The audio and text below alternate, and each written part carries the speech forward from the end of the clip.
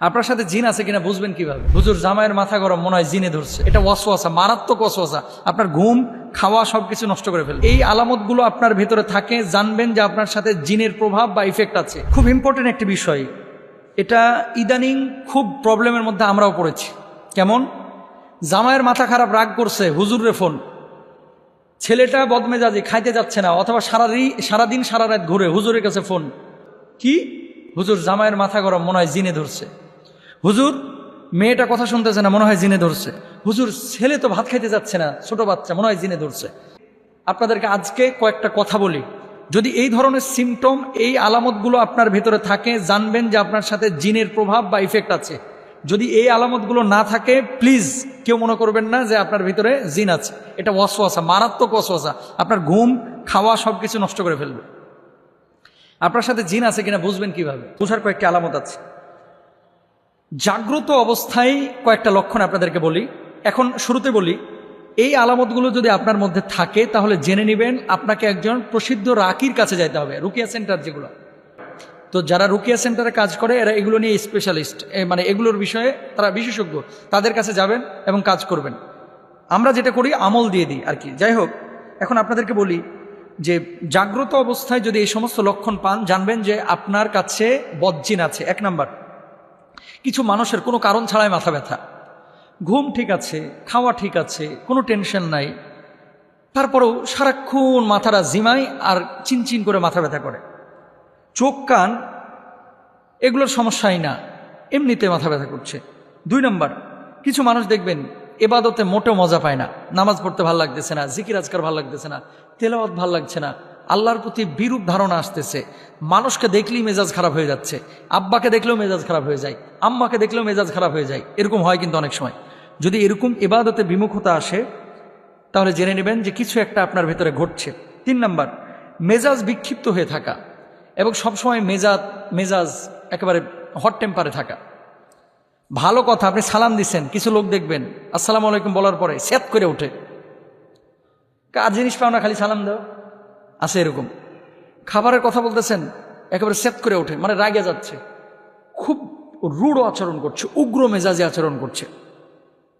4 নম্বর। 5 নম্বরে, অনেক সময় খিঁচুনি বা মৃগী রোগী যেগুলা রয়েছে, মৃগী রোগ এটা অনেকেরই রয়েছে, আর অনেকে খিঁচুনি এই যে জিনের প্রভাবে কিন্তু অনেক সময় হয়ে থাকে। 6 নম্বর, হঠাৎ অজ্ঞান হয়ে যাওয়া। গাড়িতে বসে আছে, কোনো কারণ ছাড়া অজ্ঞান। দাঁড়ায় আছে, কথা বলতেছে, কোনো কারণ ছাড়া অজ্ঞান হয়ে যাচ্ছে। রাত্রিবেলায় দাঁড়ায় দাঁড়ায় গল্প করতেছে, কোনো কারণ ছাড়া অজ্ঞান হয়ে যাচ্ছে। 7 নম্বর, শরীরের কোনো অঙ্গে সবসময় ব্যথা থাকা কিংবা বিকল হয়ে যাওয়া, অথবা ছোপ ছোপ কিছু দাগ দেখতে পাওয়া।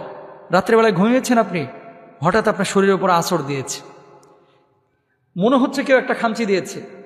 ইভেন আমি নাম বললে চিনে যাবেন।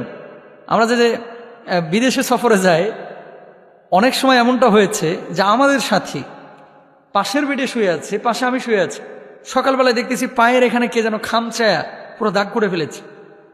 অথচ 4 স্টার মানের হোটেল, এখানে তো বিড়াল আসার কথা না, এখানে তো মশা মাছির প্রশ্নই ওঠে না, তো খামচাইলো কে? মেন কথা হচ্ছে এই ধরনের বিষয় ঘটে। শরীরে কোনো দাগ নাই, ওঠার পরে দেখতেছেন খামচানোর দাগ, এগুলো কিন্তু বদজিনের আচরণ। দেখবেন যে এই সমস্ত ঘটনা ঘটতেছে কিনা।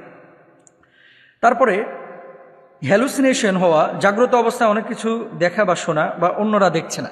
রাস্তা দিয়ে চলতেছেন, সবাই দেখতেছে সামনে বাম দিকে যাইতে হবে, পেছনে মানুষ দেখতেছে, সাইডের মানুষ দেখতেছে, আর আপনি দেখতেছেন ডান দিকে কোনো রাস্তা নাই। এরকম ঘটে যায়।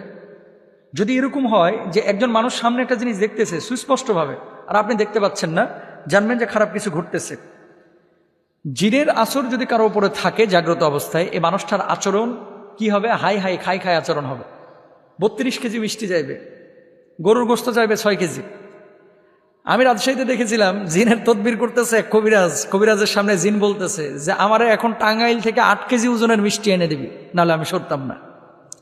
কথা বুঝতে পেরেছেন? 8 কেজি ওজনের মিষ্টি চাইতেছে। 8 কেজি ওজনের মিষ্টি খাওয়া সম্ভব না।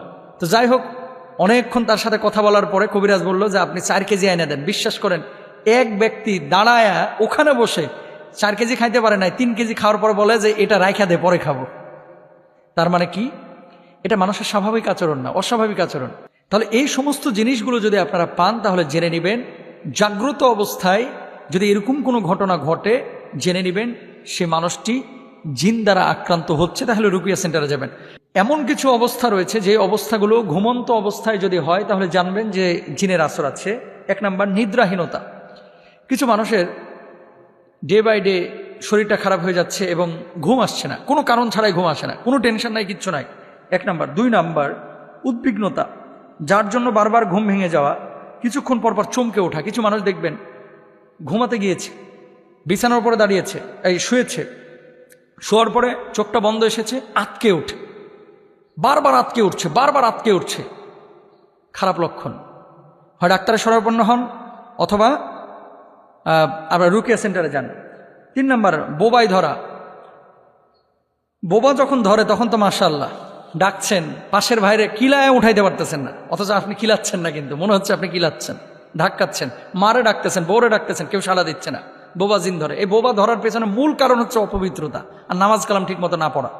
আর যেই বিছানায় খান ওই বিছানায় আপনার পোলায় মুতে, ওই বিছানায় আবার ঘুমান, পরিষ্কারও করে না অনেকে ঠিক মতো, মাইন্ড করেন না। অপবিত্র বিছানা যত বেশি হবে সেই বিছানায় বোবা জিন তত বেশি আসবে। আল্লাহ বুঝদান করুক। এরপরে ঘুমের মধ্যে কিছু লোক দেখবেন প্রায় কথা বলে, চিৎকার করে ওঠে, এগুলো ভালো লক্ষণ না, জিনে ইফেক্টের লক্ষণ। ঘুমন্ত অবস্থায় কিছু মানুষ ফাল দিয়ে উঠে হাঁটাহাঁটি শুরু করে, ওইটা দাও, ওইটা দাও, ওইটা দাও, এরকম বলে দেখবেন।